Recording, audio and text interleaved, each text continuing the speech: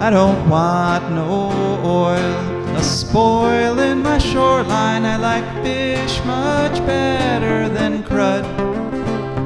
I like birds and things, a creeping and crawling. Won't trade no more oil for blood. The sun done give us all we need to make this country run. But that black demon oil's got us fussing and fighting, and I do believe it's time we was done. I don't want them nukes run by them kooks who think radioactivity is fun. No more three-headed frogs or kids with leukemia. Nuclear power ain't fit for a dog. The sun done give us all we need to make this country run. But that nuclear power's got us fussing and fighting, and I do believe it's time we was done. No nukes! Hello and welcome to For a Green Future. Those of you who are regular listeners to the show know that's how I start most of my interviews with our guests. Well, today's show, the first show of 2026, is, as our tradition holds, a clip show showing some of the best interviews of 2025. And the first interview we're going to do is an interview with Brett Hartle from the Center for Biological Diversity. And we were doing this interview in the third week of January after Trump ordered about 1,000 executive orders on his first day in office, including hundreds of anti-environmental executive orders, turning back regulations that keep our air clean and our water drinkable. And so we were on the story immediately, and we got the Center for Biological Diversity's immediate reaction to that. So let's go to our first interview. My name is Brett Hartle. I'm the Government Affairs Director at the Center for Biological Diversity. All right, well, thanks for coming on the show, Brett. You folks put out a press release back on the 20th, and that's what prompted me to ask for this interview. Your director, Kieran Suckling, made a pretty strong statement in there. He said, Trump, talking about Trump, his anti-environment overwhelmingly unpopular and truly a threat to life on Earth. That's a pretty strong statement. Is that a little bit of hyperbole, or do you think that's really what we're facing right now? I think we are facing a pretty unprecedented attack on the environment, even compared to the first Trump administration. Obviously, in any administration, there's sort of a reset and things can shift one way or the other ideologically. But in terms of the magnitude, scale, and scope of Trump's initial executive orders on the first day, I think pretty unprecedented and pretty clearly sort of sending a strong signal that environmental protections are sort of the lowest priority for his administration. Mm-hmm.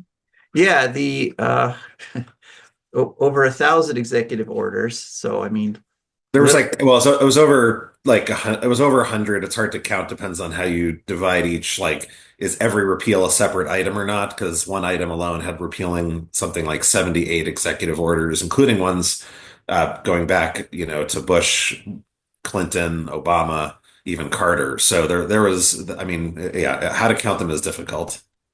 Mm-hmm. Yeah, and going back, I guess, all the way to the 1960s too, in terms of some of the what we would call, more positive presidential orders. Yeah. And we're going to drill down a little bit into some of those specifics. One of the things you mentioned in your press release is in drilling in Arctic National Wildlife Refuge.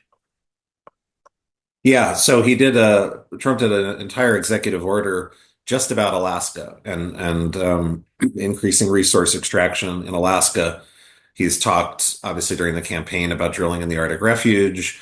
But not only more drilling there, but drilling further into the National Petroleum Reserve, which is where the Willow project was that unfortunately President Biden approved, but massively expanding those areas, stripping 3 million acres of land in that part of Alaska, which is sort of just west of the Arctic Refuge of protections, including some of the most important breeding areas for many migratory birds. Lots of the birds that we see in the lower 48 fly to Alaska to breed in the summer. And some of the most important breeding grounds are in those areas. So he's going to eliminate protections there. Um, More drilling potentially offshore as well, more mining in Alaska, so more logging in Alaska.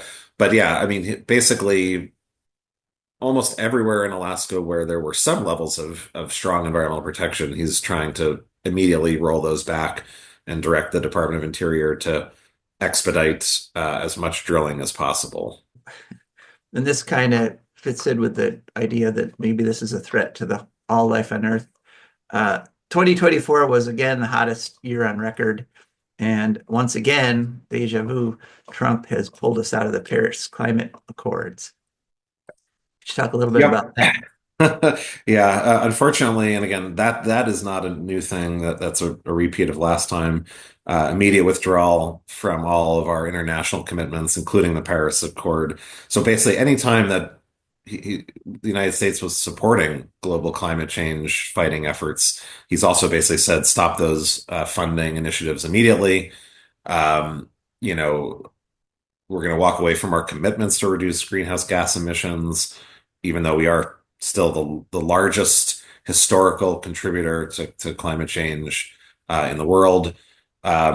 So in the years where we desperately need to make progress to avert the worst impacts of climate change, we are again going to be effectively sitting on our hands, doing nothing positive, and simultaneously trying to push as much additional fossil fuel extraction as possible. And, there's going to be scientists already predicting this, hundreds of thousands, if not millions of species around the world that are going to go extinct because of climate change. So making climate change worse is definitely not the way to go from that perspective either. So it is pretty tragic. The Trump administration trying to roll back California's clean auto emission standards. And, just a quick note, conservatives used to use states' rights as a flag of conservatism, but here, literally rolling over states' rights here. Could you talk a little bit about Yeah, states' rights only when you like them. Otherwise, those are just the liberal woke agenda. So, that? Gotcha. nothing particularly new about Republicans doing that, but it is an area of very obvious hypocrisy where they have just never been consistent. That they always support states' rights until they disagree with them, and then they think they are an overreach. So that's pretty consistent. But obviously, California being able to set the strongest emissions and other regulatory protections when it comes to vehicles is really critical, just because California is such a huge market. Many states follow the California standards, so it has the effect of driving innovation, driving more improvements across basically cars and trucks and other vehicles as aggressively as possible. So if California loses the ability to go ahead of the federal standard, which they have always had since 1970, so again, it's pretty unlawful type of action for Trump to do because California has always had a special position because they have actually very difficult air quality challenges. Weakening those standards that are driving us towards more fuel efficient cars, more electric cars. There is no technical EV mandate, but pushing people to move towards electric vehicles is a critical action if we're going to avert the worst of global warming and climate change, because transportation is the biggest single share of emissions in the United States. It's a big country. We drive a lot. Just to follow up, what has happened in the year since we had that interview was that many of the illegal executive orders were challenged in court, and many of them were overturned because, as Brett Hartle said, they were issued without care for the law or what's supposed to be happening in terms of following regulations or protecting the public. Unfortunately, what we couldn't predict back then, a year ago, was that the Supreme Court would make record use of something called the shadow docket, which is where instead of having things that are appealed to the Supreme Court have a day in court with hearings and arguments and back and forth and deciding on the law of the question, instead the shadow court, the Supreme Court justices with a simple majority, the conservative, well, I wouldn't even call them conservative anymore because they're not interested in conserving, law or tradition or the environment or anything. The Trump-controlled Supreme Court issues shadow docket decisions, not opinions, decisions with no explanation. And it doesn't matter how carefully the lower courts have been laying out the law and why they overturned this executive order or that executive order. The Supreme Court's attitude for the past year has been, if Trump wants it, he gets it. It doesn't matter if it's illegal or not. So there have been a lot of court victories. Many of them have been overturned, but everybody's continuing the fight. Nobody's giving up. So that's good news. More good news with our next story.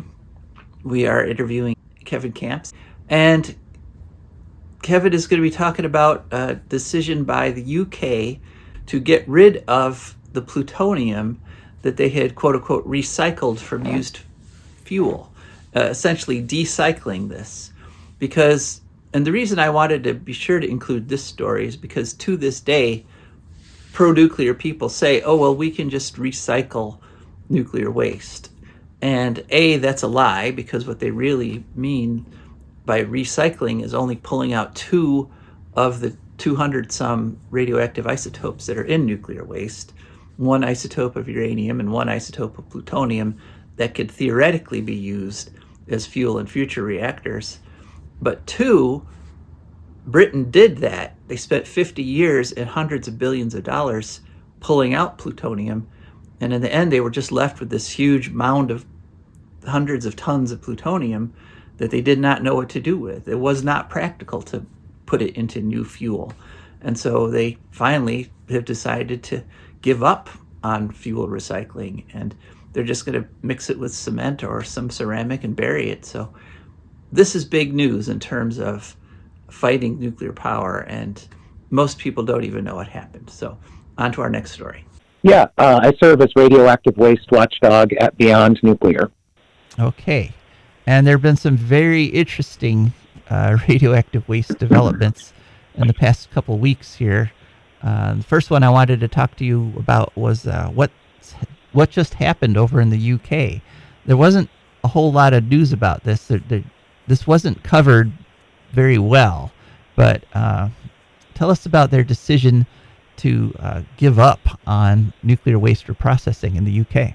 Yeah, it is some good news. It turns out that the UK has a real mountain of separated plutonium, so plutonium-239, and that can be used, they call it recycling, but that's such a Orwellian use of the term. It can be reused into reactor fuel. Yes, it can. It is fissile.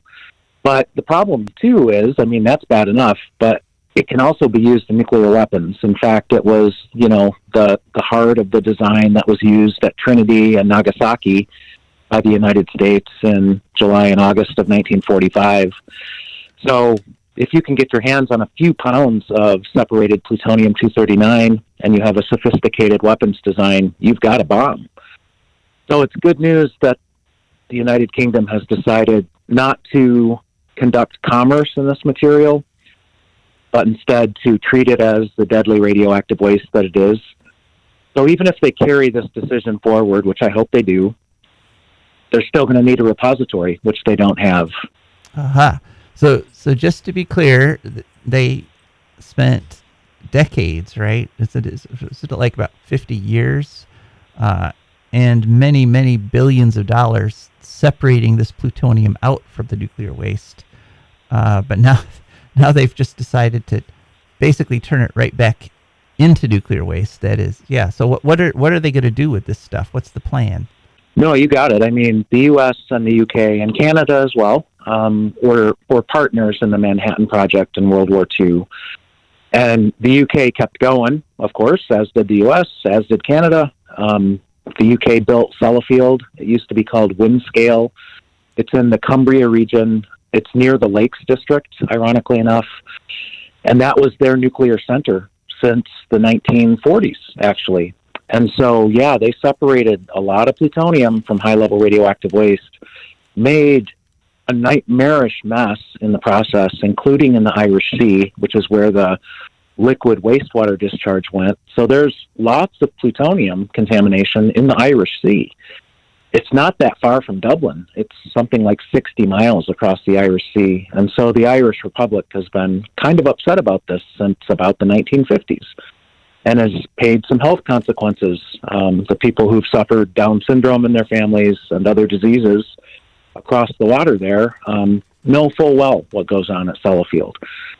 So what's going to happen now, if the UK government sticks to its plan, is they have 150 metric tons of separated plutonium, which I mentioned, it only takes 3 pounds to make a nuclear weapon. So yeah, I made a note of that. That is a god-awful number of nuclear weapons if this mountain of plutonium-239 were to be used that way, or a small fraction of it were to be stolen and used by a subnational group for a terrorist attack, for example. So the plan now, supposedly, is to take this separated plutonium, like you said, mix it back into the high-level radioactive waste from which it came in the first place, and unimaginable amounts of money were spent to separate it, ironically enough now, and then mix it into a ceramic matrix that will be the solid substrate that will make it more difficult to separate out again. I don't know about impossible. And then buried in a geologic disposal, which has not been located or identified. The same situation we're in here where, for many decades, Yucca Mountain, Nevada, on western Shoshone Indian land was the top target in the country for a national geologic disposal repository, as they're called. Well, that's off the table now. So the United States, like the UK, like most countries, the only country that can claim to have a high-level radioactive waste disposal repository at this point is Finland. It's not even open yet, but it's close. And this is always a contentious battle. Who's going to be the sacrifice area for their country in this regard? So these are terrible dilemmas. And they are dilemmas because once you've created plutonium, which for the most part doesn't exist in nature, but our species has made up for lost time, I'm being sarcastic here, and created a tremendous amount of plutonium in the high-level waste, a lot of which has been separated out and is sitting there and has to be guarded 24/7, 365 forever, because the half-life of plutonium-239 is 22,400 years. So it'll be around for over 240,000 years. It's got to be guarded that whole time, because if anyone gets their hands on it, 3 pounds of it, they can make a weapon out of it. Even a small nuclear weapon, so-called, like Nagasaki, was a plutonium bomb, killed the better part of 100,000 people. So these are not small explosives. They're 10 or 20 kilotons to begin with, or it could be 1 kiloton. It would still take out a part of a urban center.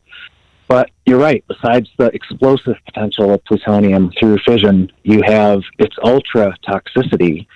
It is an artificial element. It's beyond uranium on the periodic table. Nature doesn't know how to deal with it very well. It's not natural. And so if a human were to inhale plutonium, for example, into their lungs, it would take a microscopic speck to initiate lung cancer. It may take years. It could even take decades for that lung cancer to manifest, but it's almost guaranteed lung cancer if you inhale plutonium in exceedingly small doses. And there's other diseases associated with plutonium being ingested in different ways, whether you eat it, whether you drink it, whether you breathe it in. So it is a very hazardous substance. that has to be contained and isolated from the living environment 100% of the time, except it lasts forever.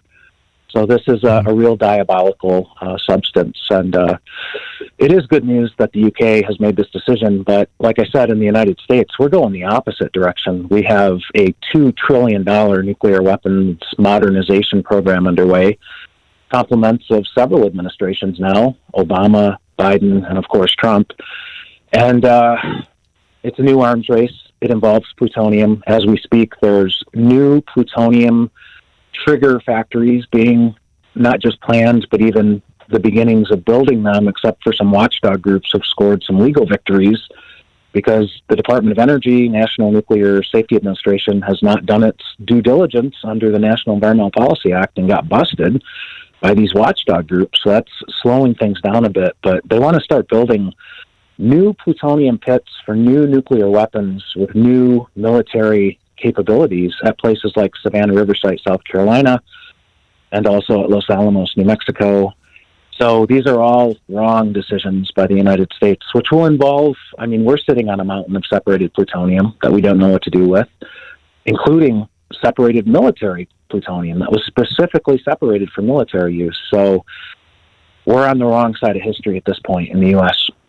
Okay, we're always happy to hear from Kevin, one of our most frequent guests in 2025.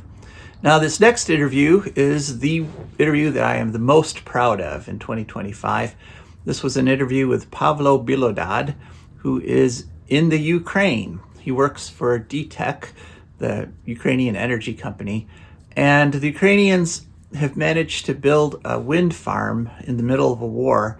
And actually, the first wind farm was so successful that they announced that they're going to build a second wind farm, which is providing gigawatts of power, nuclear power plants worth of power in the middle of a war zone, but in a way that it's very difficult for the Russians to destroy. And so I thought this was a really important point for people to realize just how secure wind and distributed renewable energy is compared to centralized power like coal plants or nuclear plants. And it took a while to set this interview up, but as I said, I was really glad we were able to go all the way to Ukraine for this interview with Pavlo Bilodad. My name is Pavlo Bilodid. I work for the tech group, and my position is communication manager. So basically, responsible for to bring key messages from our company to all the world. Okay, and so could you give us a little background on DTEK? Are you like the only generator for Ukraine's grid? How big is Ukraine's grid? And sort of a background. So the tech group is a group of companies mainly work in Ukraine. Technically, we are 7 different businesses which united in one group. The tech group is total has 55,000 people, our employees. And basically, it's the largest private energy company in Ukraine. Okay.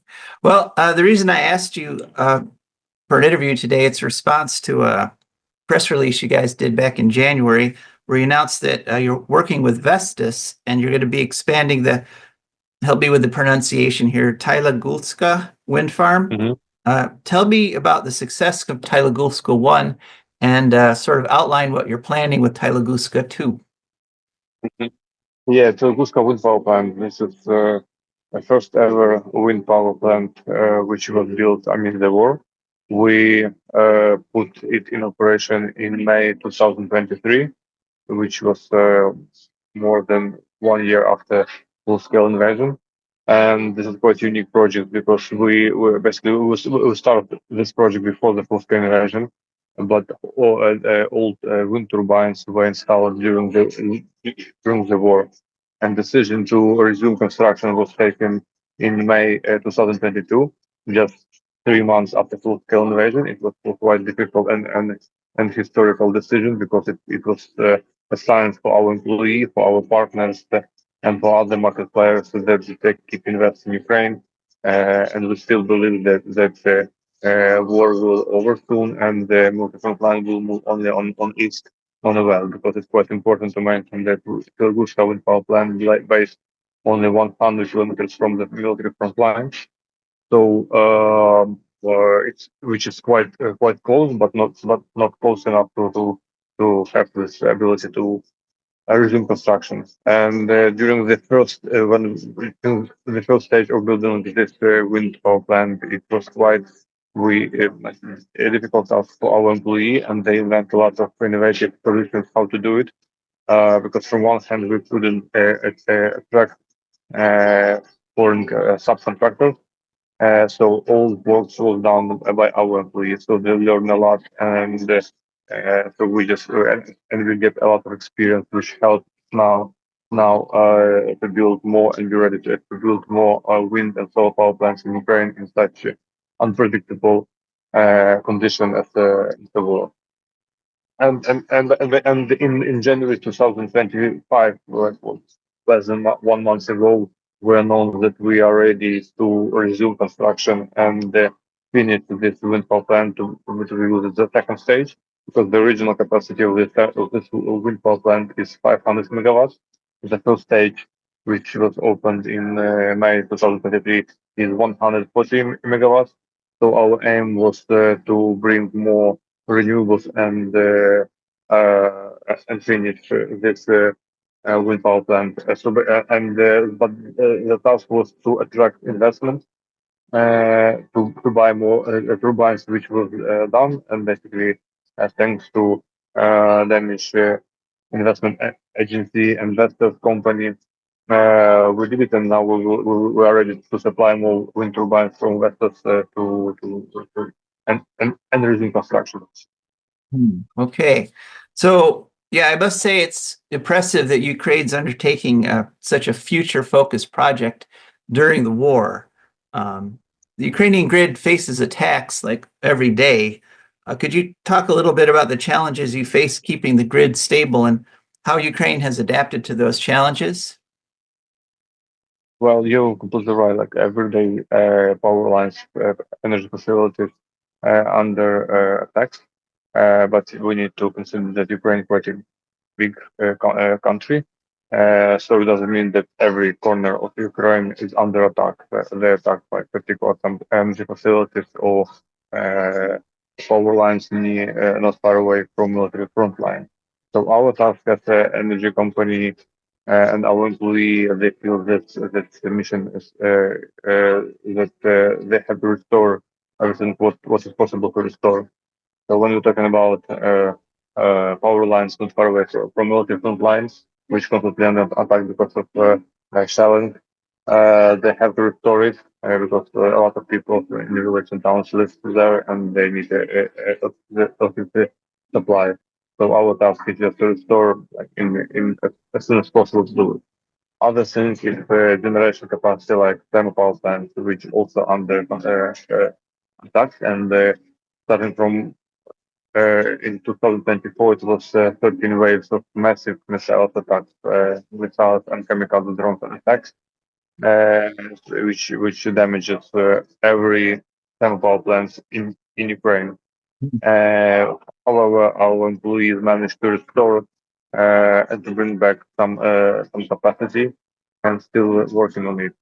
The biggest issue is that they have to restore it, and in the next day or week, it could be destroyed once again. So it's like a cycle. You restore, they destroy it. You restore, they destroy it. But the difference is that we need much more time, money, and effort to restore what was destroyed, and then need just a few missiles to destroy it. So the key to escape from this cycle is more air defense and ammunition for this air defense to protect energy facilities, which basically civilian target, because our thermal power plants produce electricity for civilians, not for military purposes.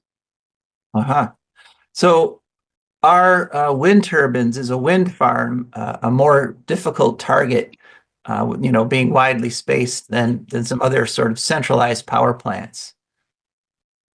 Yeah, technically yes, because we need only one missile to destroy power units at 10 power plants, and one power unit could be up to 300 megawatts. So the same capacity is 50 wind turbines. So it means we need 50 missiles to destroy each wind wind turbine. So it's less efficient for Russians to spend 50 missiles and destroy the same capacity when you have centralized electricity like one power units. So this is renewables facilities is not only a response for climate change, but it's also an important component for energy security because much more resilient. It's easier to restore. It's harder to destroy. Yeah, I was struck in your press release by DTEC's commitment to like a low carbon future and environmental principles, even in this situation with the time of war. Do you think that a future without carbon is possible for the Ukraine? Yeah, definitely. We set up our strategy, and that by 2040 we will achieve carbon neutrality. So we still believe that it's possible to do in Ukraine. And moreover, when they destroy our thermal power plants, it means we have to build more renewables. So basically, Russia accelerate our energy transition because now we're more focused. The question is how to attract more investors because it's a question of investments. Uh, so we already have several projects in our pipeline. We're ready to build more renewables, and we definitely believe that the renewables cost of electricity is it's a response for energy security, not only for Ukraine but around the world. All right. Well, I don't want to take up too much of your valuable time there. Is there anything you'd like to add? Well, what I would like to first of all, I would like to thanks to all our international partners and to U.S. citizens because world support. This is the main source of Ukrainian resilience, and it gave us more hopeful that it's not only our fight, not only our war, because we truly believe that it's not about war between two countries. It's more about war between different type of thinking and different values, and we believe that our fight and our joint efforts can bring a peaceful, just peace very, very soon. So thank you for your support. We're already about halfway through our 2025 clip show, but of course, we still have the privilege of hearing from our patrons and sponsors, the ones who make For a Green Future possible. For a Green Future is brought to you by the Wood County Park District. The Wood County Park District, imagine a place where nature meets adventure, where you can climb, paddle, fish, and explore. That place, it's right here in Wood County. The Wood County Park District is here to protect, preserve, and inspire. We conserve natural and cultural treasures so you can enjoy the outdoors like never before by maintaining green spaces, providing fun programs, restoring wildlife habitats, and leading outdoor adventures. Want to connect with nature? Try your hand at archery, bouldering, geocaching, paddling, rappelling, and more. Whether you're seeking experience or a peaceful retreat, our parks are open every day from 8 a.m. to 30 minutes past sunset all year round. Come explore, get outside, experience nature. Your parks, your adventures waiting for you.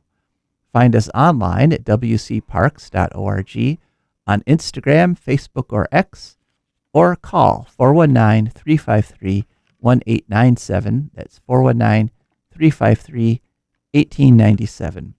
The Wood County Park District, preserving nature, creating adventure, and inspiring a greener future.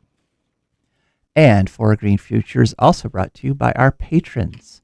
And our patrons are wonderful people who've gone to patreon.com. There they searched for a Green Future. Up popped our Patreon page, and they picked a membership level that matched their own budgets. And every month a little bit comes out of their account, so it comes over to us, and painlessly. And that's how we can afford to keep this show on the air. So thank you. So in our next story, we interview Tristan Rader, who is Ohio House of Representatives member because he opposes something called HJR2, and that there's also a Senate version called SJR3. And what both these do is create a constitutional convention, that is a convention that can overturn the federal constitution. So if this were to happen, then you could say goodbye to the Bill of Rights. You could say goodbye to the requirement that presidents be natural born U.S. citizens. So in other words, Elon Musk could become president. It also could also get rid of term limits, so Trump could get his third term that he's always blabbering about. This is literally a direct attack on our democracy and our Constitution, and we don't normally interview elected officials. This is only about our third time in the whole 6 years that we've done this show, because believe it or not, we don't like to be political. The environment should not be a political football, should not be used by one party or another to advance their party. That should be something that both parties kind of compete to serve us with by improving the environment. But here's our interview with Tristan Rader, because he recognizes the danger of HJR2 and SJR3. Sure, happy to be here, Joe. Thank you. I'm Tristan Rader. I'm a state representative from the city of Lakewood and represent Lakewood in the near west side of Cleveland.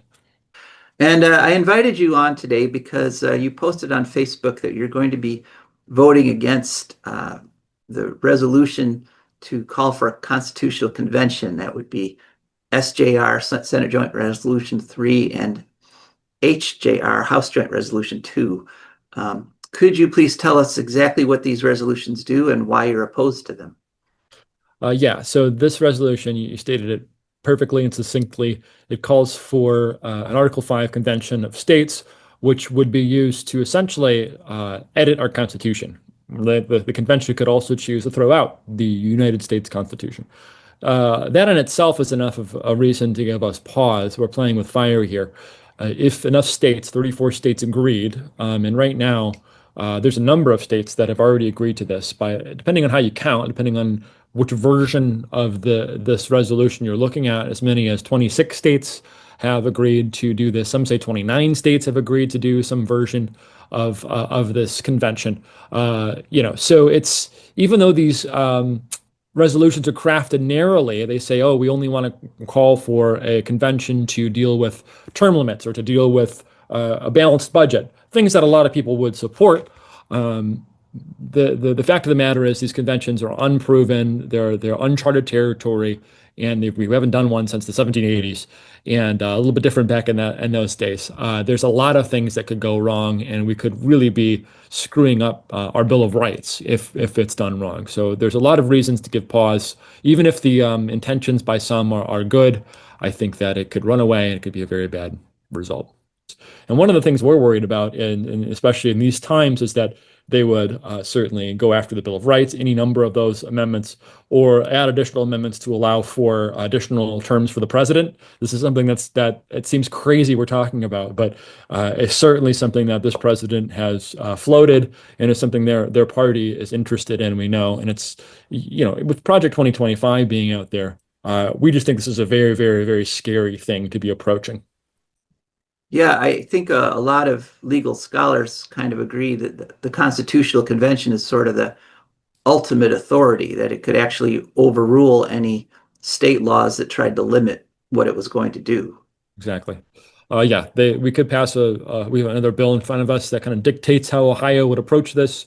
It's pretty narrowly crafted, and it's got some issues that it gives all the power to the majority and no minority representation, which I've brought up in committee before. But the convention itself could easily issue an edict that says all such things are null and void. This convention has all power, and it could proceed to do a number of things. One of the scariest sort of things about this is it's really being pushed by the far right. It's not only just a one party, but one faction amongst the party is in firm control of this, and they're funded by the Koch brothers and other powerful special interests that really just want to see the Constitution work for them and not for the rest of us. So that's really what this is about, right? It's about changing our government to work for the powerful and the elite, while the rest of us are out here, fighting over the table scraps. Yeah, I've watched some of the testimony, and I think one of the scariest was one of the proponents actual former U.S. senator, called for a repeal of the amendment that allows people to vote for Senate, to vote for their senators. And he wants instead for it to just be an appointment by the governor or whoever's in charge. And so I think that's kind of an example of the sort of anti-democratic thing we face here. Our show focuses on environmental issues. And so could you just sort of speculate on some ways that a constitutional convention could hurt federal environmental protections? Oh yeah. So I think that specifically though the even the narrowly tailored version that we have here in Senate Joint or House Joint Resolution 2 would be all about making sure the federal government was minimized. And we had speakers come before us that spoke very pointedly at the fact that the government shouldn't be mucking around in things like protecting us, right? Or providing health care or looking out for the environment that we all cherish and we need. So, those will be some of the first things you would see would go if I think they had the ability to even if they were just to keep this focus to what they were focused on and it didn't become this runaway convention that then really threatened the civil rights, it would certainly limit our ability as a federal government to do things like the enforce things like the Air Pollution Act and would probably cease to exist. The EPA would cease to exist in its current form if a resolution like this were to pass and we were to have, and that's just the low-hanging fruit. That's the easiest thing to see would happen, right? So our environment is really caught in the crosshairs and the crossfire on this. Yeah, it's kind of ironic that the Republicans who make such a fuss about supporting the Constitution are actually looking to toss out the Constitution and replace it with a Constitution. They didn't take oaths to support a Constitution. They're supposed to be supporting the Constitution that we've got now. So we've had you on the show before, and you also part of your website says that you're a very strong proponent for alternative energy, for renewable resources. Could you talk a little bit about that? Sure. Oh, I love talking about it. So you have to tell me to shut up if I go too long. All right. No, but my background's in solar, distributed rooftop, small scale, community solar type projects and program management, and it's just such a great tool to use to give people the power to generate their own energy. It's really a democratic principle, I think, that embodies itself and can embody itself in how we do our government, how we do our energy system, if we just allow it to happen. And so part of my reason for even being here, wanting to be in the legislature, is just to help kick that door open and allow solar and wind to compete here in Ohio, because we know when renewables compete, they win. And Ohio has been, and this is no secret, we've been behind on the energy transition, and we're behind on many things. But being the third largest emitter in the entire country as a state, we have to do a lot better to allow for these technologies broadly, whether it's utility scale, distribution scale, residential scale, so that people have the means of their own production back in their hands. They can start producing their own energy in a sustainable way, right? In a way that's actually going to lead towards a cleaner, healthier air, better water, a better environment for future generations. So I'm happy to be here and beat that drum. We're making some progress too. By way of update, SJR3, the Senate version of this, seems to be languishing in committee. They haven't done anything on it since they had a committee hearing way back, I believe it was in April. HJR2, unfortunately, does seem to be progressing. They had a hearing in October. That was the third legislative hearing, which means theoretically could go now to get voted on the floor if it gets voted approved by the committee members. Unfortunately, the House version, there's only been proponent testimony in the hearings so far. They haven't even heard any opponent testimony. So sometimes they'll do another hearing to try to get a little bit of balance. We'll see if they do it this time, but fingers are crossed that one never comes to the floor. This next interview is with two people who organized a petition drive to put on the ballot, in the May 2026 ballot, a question about overturning their county's ban on wind and solar power. Ohio has gone into reverse on its energy policy. Over half Ohio counties have voted in bans on wind and solar energy, which hurts the local economy. It causes all kinds of problems in terms of energy prices going up.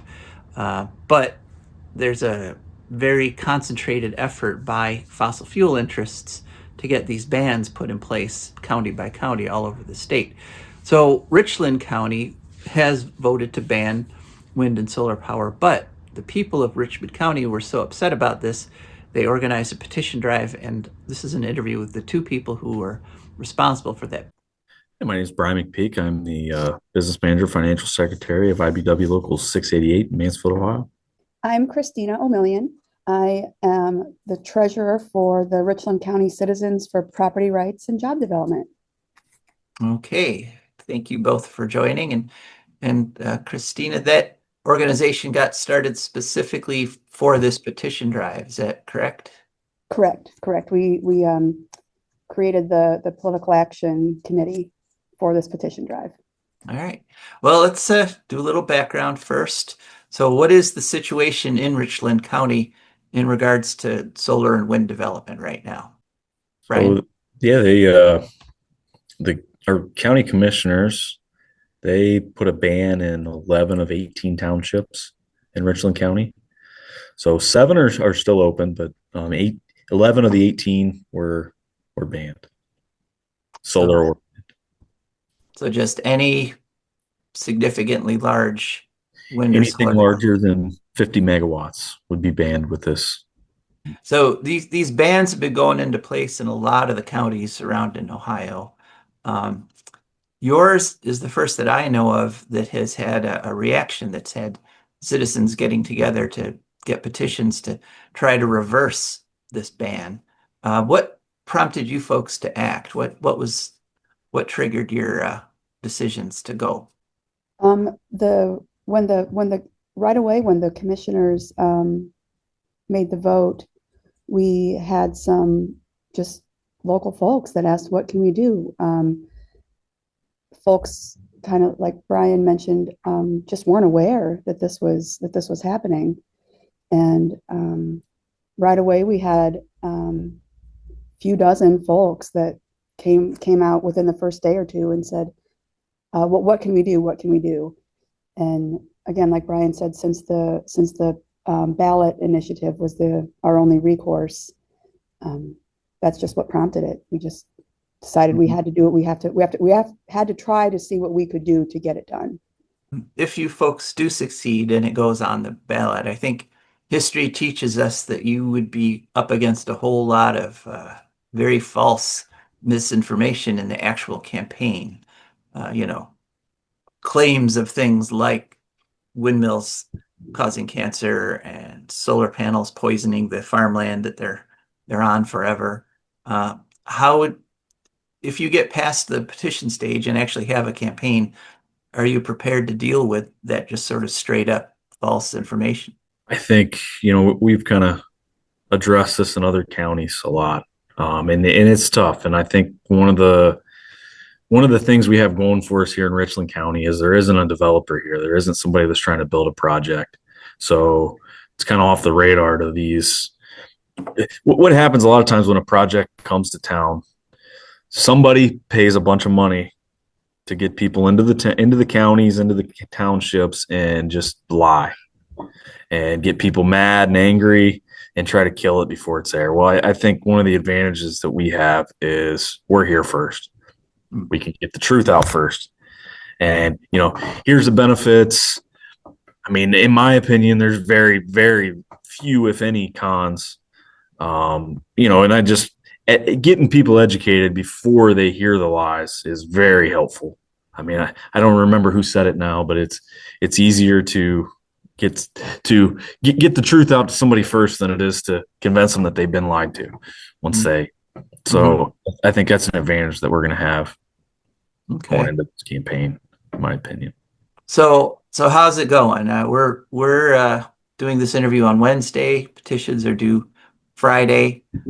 I know you folks had a booth at the fair there at Richland County Fair. What's the reaction? Are people signing? How's it going? People are signing. We're getting lots of folks across the aisle, so to speak. It's a bipartisan issue. We talk a lot to folks about property rights. Just the idea of, a farmer with a lot of acreage being able to decide what they do with that property. So that was a lot of the conversations that we had out at the fair.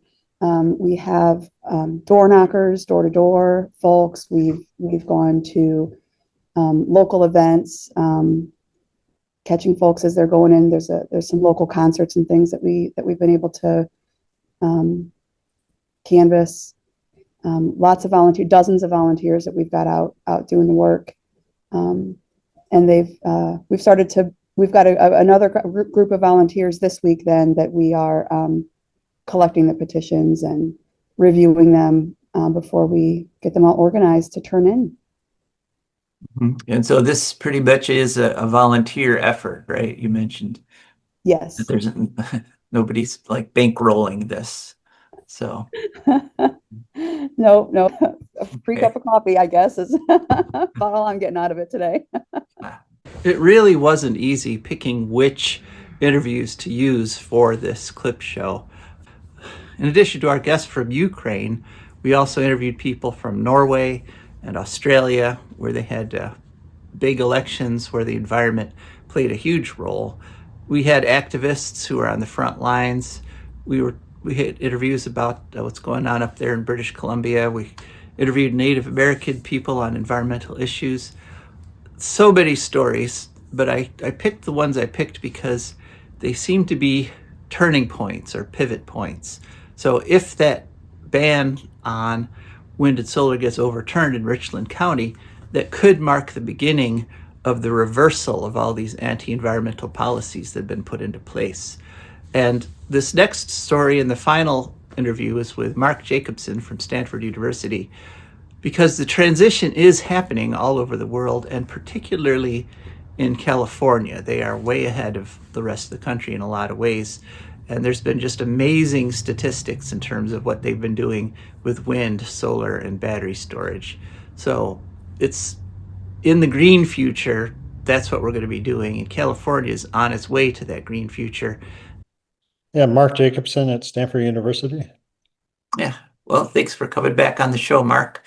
I've been following your social media posts all summer, and you're there in Stanford in California, and it's been kind of a record-breaking year there in terms of alternative energy, hasn't it? Yes, well, on the main grid, which supplies about 82% of California's electricity, clean renewable energy, which is really wind, solar, geothermal, and hydroelectric power on California's grid, has supplied over 100% of demand on so far 217 days this year, for on the order of 3 or 4 a day on average over all days of the year, and has displaced about 37% of gas over the last 2 years. So gas use is down 37%. And really what's grown is solar, utility scale solar, and also behind the meter solar, rooftop solar, which has reduced demand. So rooftop solars help reduce demand, utility solars increase supply. Batteries are then taking excess utility solar and shifting that solar electricity to nighttime, displacing the gas. So huge growth of solar, huge growth of batteries, and growth of both utility solar and behind the meter solar. Mm-hmm. And essentially, it's breaking records practically every day, right? Well, yes. I mean, last year and the whole year, there were about 135 days of the year where the wind, water, solar supply exceeded demand for part of the day. We still have about a month and a half left of this year, and we've already had 217 days this year. But also the average so far, about 55% of all demand over all hours of the year has been met with wind, water, solar this year. That's almost 4% higher than last year. Last year was around 51% at this time. So if we actually extrapolate that out forward, if we continue growing at that pace, California will be 100% renewable 24 hours a day, 365 days a year by around 2037, 2038. So within 12 to 13 years, which is really good news. And, but we need to address not only electricity, which we're talking about, but also transportation, buildings, and industry, those sectors need to be electrified, and then we'll need more electricity for those sectors really to be 100% renewable across all energy sectors. Part of the good news, part of the things that you talked about is the fact that once we do that, once we electrify everything, we actually need less energy overall. Yes, electrification of transportation, for example, reduces energy use a lot, like an individual car that runs on gasoline versus an individual car that runs on battery electricity. A battery electricity car uses 1/4 the energy as a gasoline car. So even though we'll need more electricity to run a battery electric car, we need less overall energy when you combine electricity plus the energy in gasoline, for example, less overall energy to run transportation by electrifying transportation. Same thing with heating buildings. When we use electric heat pumps, an electric heat pump uses 75% less energy than a gas heater. So even though we'll use more electricity with electric heat pumps, we use less overall energy. So we will need more electricity overall when we electrify all energy sectors, but we're going to need a lot less overall energy. And we can then provide the electricity from clean renewable sources, so eliminate the greenhouse gases associated with energy. We can eliminate the air pollutants associated with energy, and we can provide more energy security with clean renewable energy versus fossil fuels. So it wasn't that long ago that utility officials, so-called experts in the field of electricity and energy, were saying that numbers like the ones we're seeing were actually impossible, that grids couldn't handle more than 50% from renewable energy sources. You've always maintained otherwise. In fact, you maintain we can get to 100% wind, water, and solar, and in fact that we have to. Do you feel vindicated by the actual numbers that are coming in California and other grids around the world? Yeah, in fact, it was about 2009, 2010 that people were saying we can't get more than 20% renewables on the grid. And that's just a made up number. That number subsequently was increased to like 50%, then 80%, then 90%, then 95%. There's no limit to how much renewables we can have on the grid to have stable grids.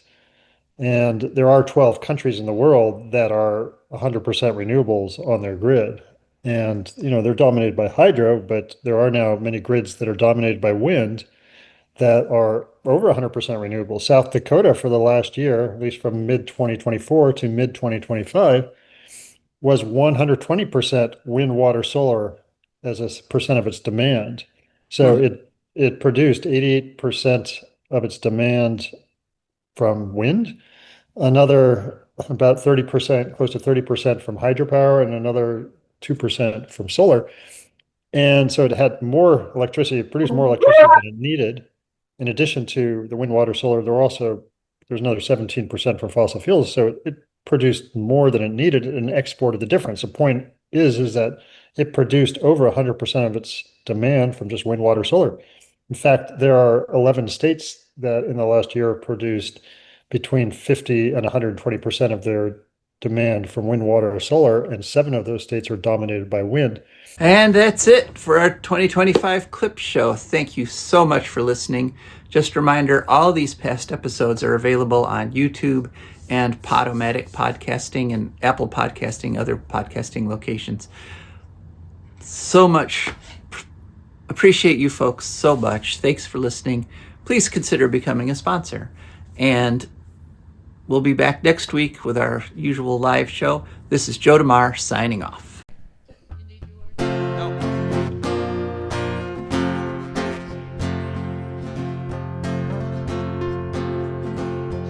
I don't want no oil, a spoil in my shoreline. I like fish much better than crud.